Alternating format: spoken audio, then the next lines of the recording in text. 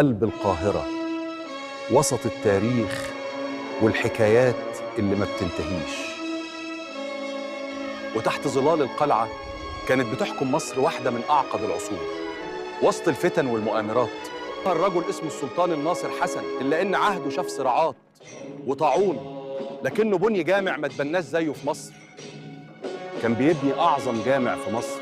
الجامع ده فيه 4 مدارس، قبية عالية، ومنبر من أجمل ما اتعمل في مصر. دي كانت بداية الحكاية، ولسه في تفاصيل كتير هتتقال. خلونا نرجع للحاضر ونشوف الجامع بعد ما اكتمل.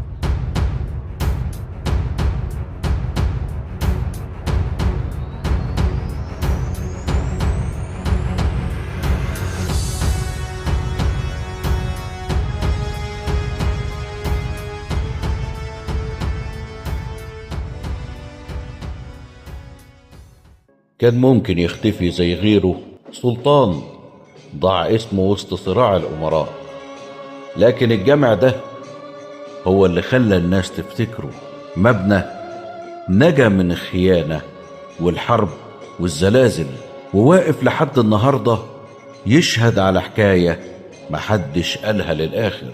سنة 757 هجرية السلطان حسن أمر ببناء جامع، ووقت ما بدأ بناؤه كانت مصر مليانة فتن وانقلابات، والسلطان نفسه بيتعزل ويرجع يتحاصر ويتهم.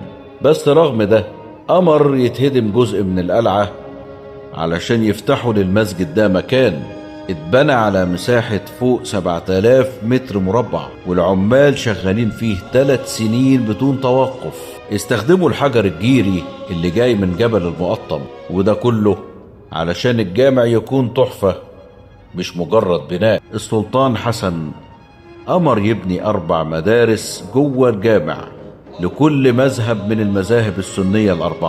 الساحة اللي قدامك دي كانت بتجمع المصلين، الطلاب، الفقهاء، كأنك في جامعة إسلامية قبل ما أوروبا نفسها تعرف يعني إيه جامعة. القبة اللي فوقه كانت الأعظم من نوعها وقتها، ارتفاعها 50 متر، واتشالت على قاعدة مربعة بطريقة هندسية معقدة. لكن السلطان ما اندفنش هنا، مصير السلطان نفسه واللي هنرجع دلوقتي بالزمن ونحكيه. كان اسمه حسن بن الناصر محمد بن قلاوون، تخلع من الحكم واترمى في زنزانة جوه قلعة صلاح الدين.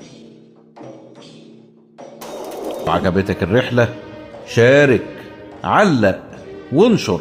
عدنا نوصل الحكاية للي ما يعرفهاش.